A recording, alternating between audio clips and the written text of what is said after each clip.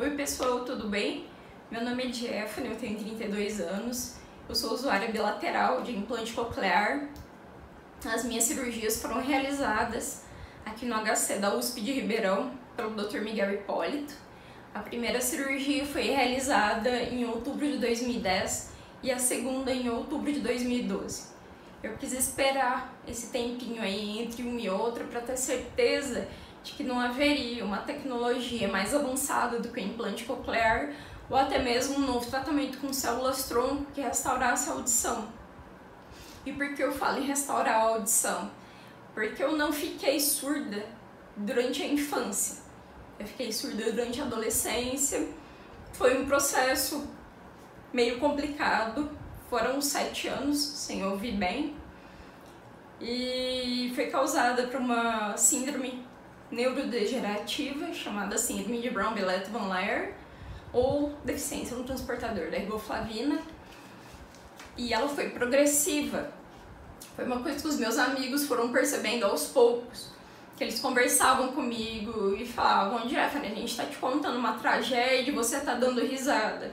Foi quando eu comecei a perceber, né? Comecei a prestar mais atenção também nas coisas que as pessoas estavam me falando, para ter certeza aí que esse feedback que elas estavam me dando era realmente verdadeiro, né?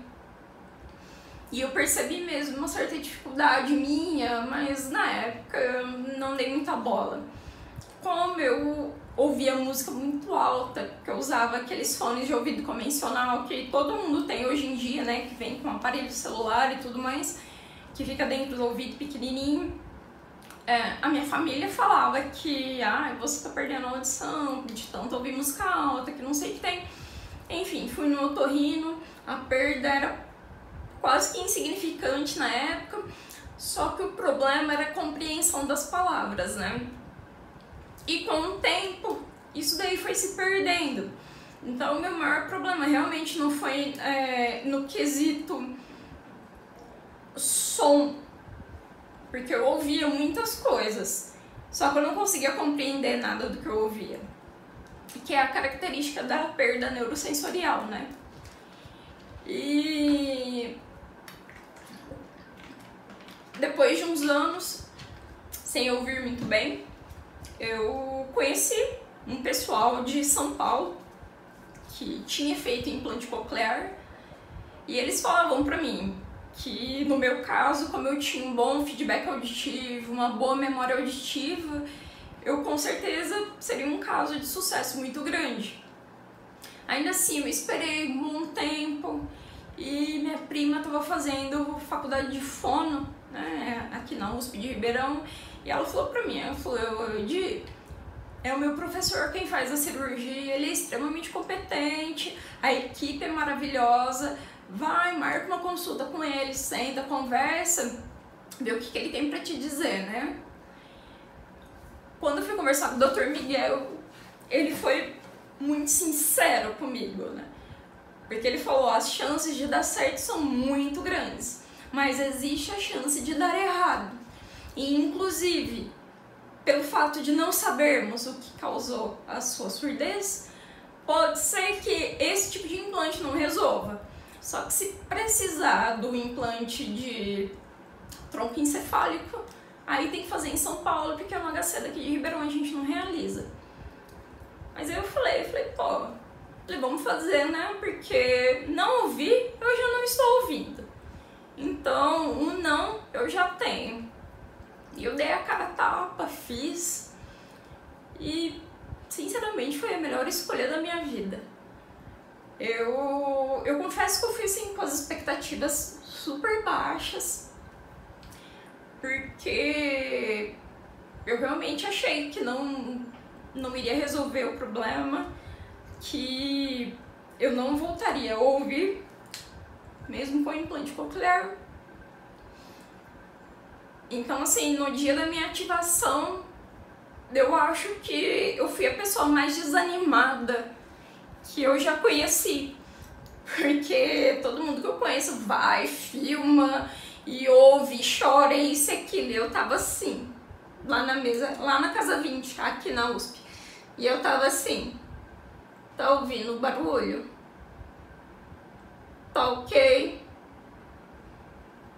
pode subir um pouco mais. Ah, tá, beleza.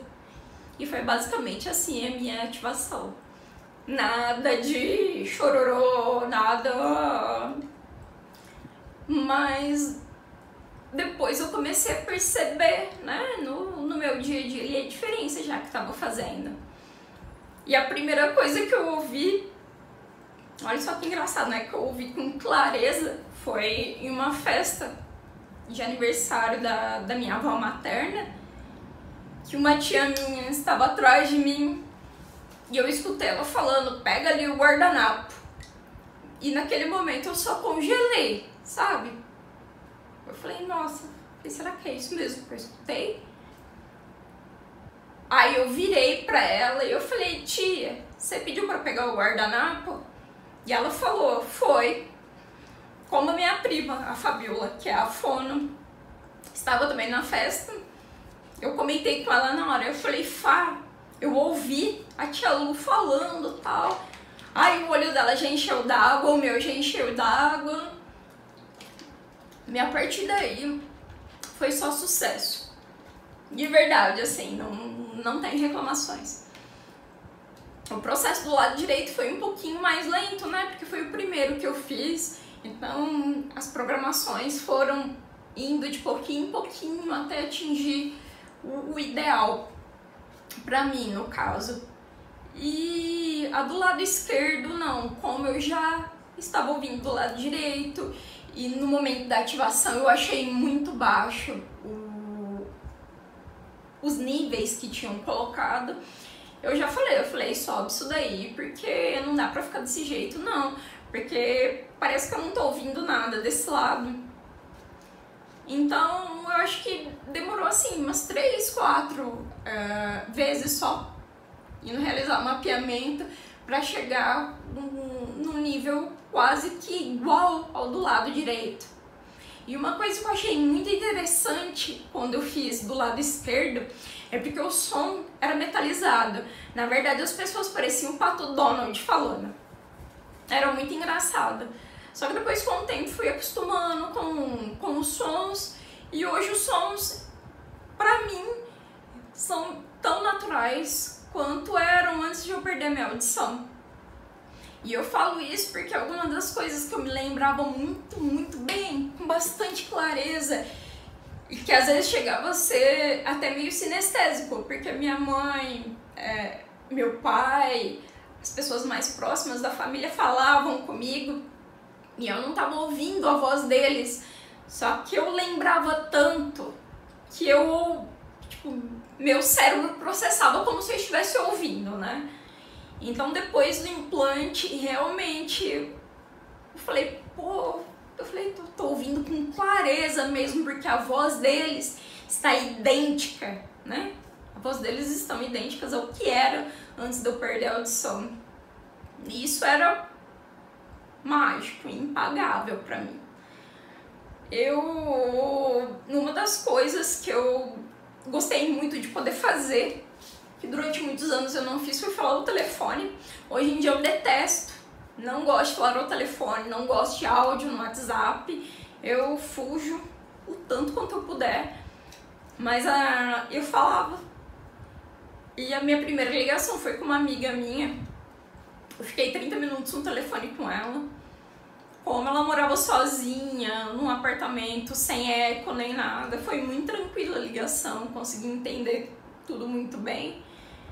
E logo depois eu me senti assim um pouquinho confiante e fui fazer uma ligação de vídeo com a minha mãe pelo MSN. Pra vocês verem, né? A pessoa é um pouquinho velha, mas tudo bem. E eu fui fazer uma ligação de vídeo com a minha mãe, porque minha mãe morava nos Estados Unidos, onde eu morei com ela por 10 anos. E essa ligação pra mim foi uma emoção muito grande, de verdade. Porque ela quebrou diversas barreiras, né? Lá em 2010, 2012, não tinham as facilidades de WhatsApp, de FaceTime e tudo mais como a gente tem hoje, né? Então a minha mãe longe, eu aqui, E pelo meu MSN eu conseguia ver um pouquinho, ouvi-la, né? E isso era muito gostoso. Inclusive, uma das coisas que eu sou muito grata, né, é que porque ela morreu em 2017 e eu sou muito grata que antes dela morrer eu consegui ouvir a voz dela, eu consegui ter um contato mais próximo, né, através aí de redes sociais, de conversas com áudio e tudo mais. E também pelo fato de que hoje eu tenho gravações, tenho algumas coisas dela, que quando bate aquela saudade eu pego e ouço um pouquinho a voz dela e dou uma acalmada no coração, né? Além disso, eu fiz faculdade de ciência da computação. Me ajudou muito durante o período acadêmico.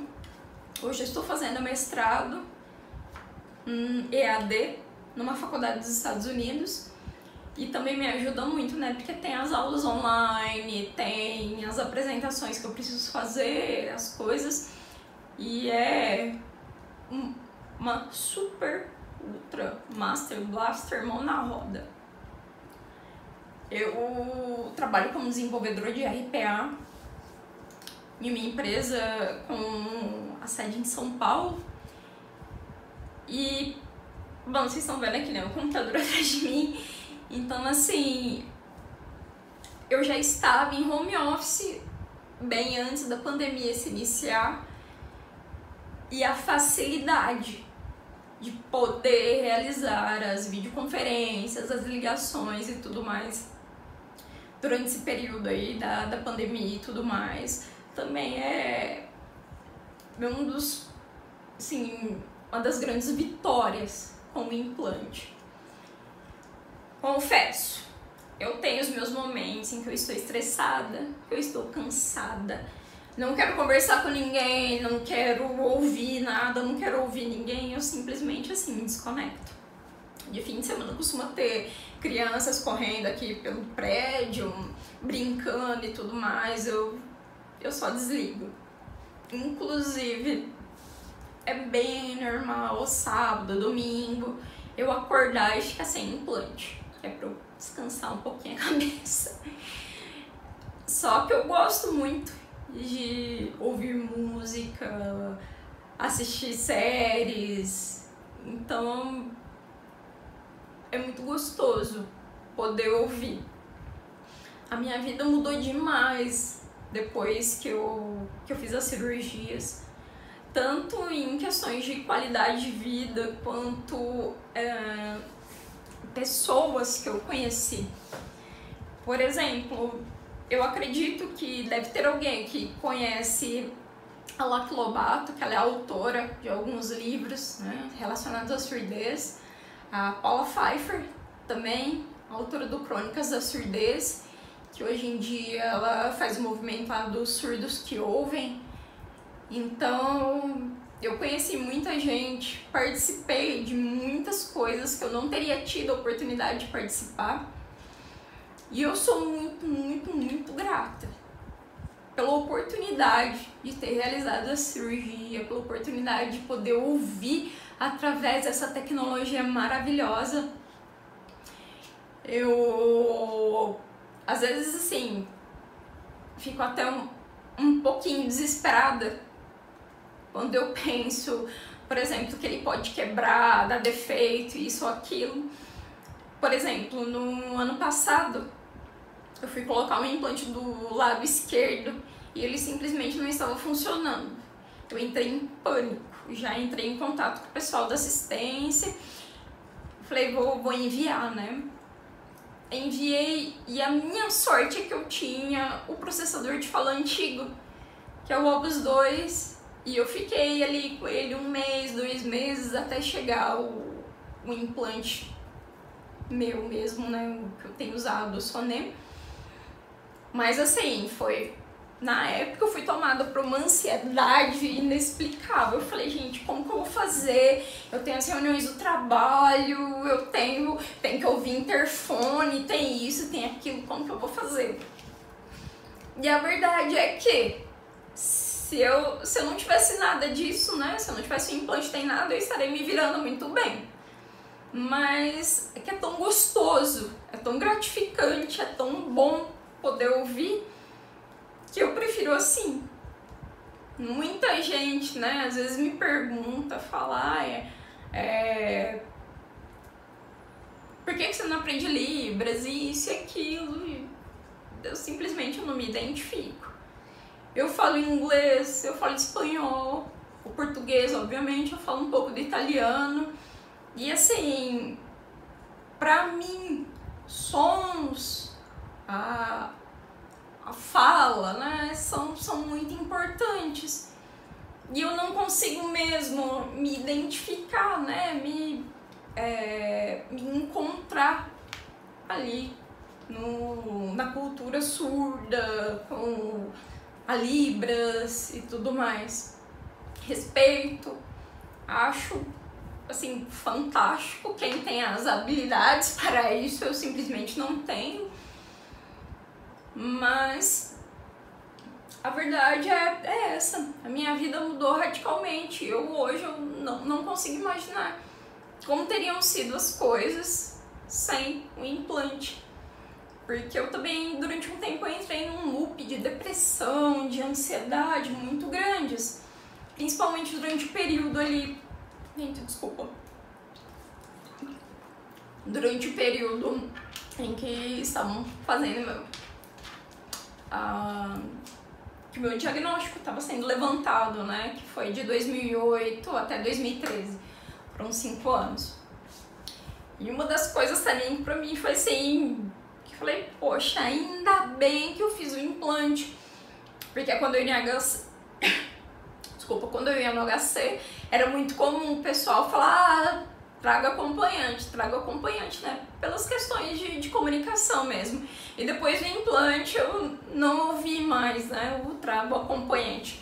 Não do pessoal da fono, da otorrino e tudo mais, mas do pessoal ali da genética mesmo. Isso pra mim fez toda a diferença. Uma pessoa independente, adulta, cuidando de si mesma, né?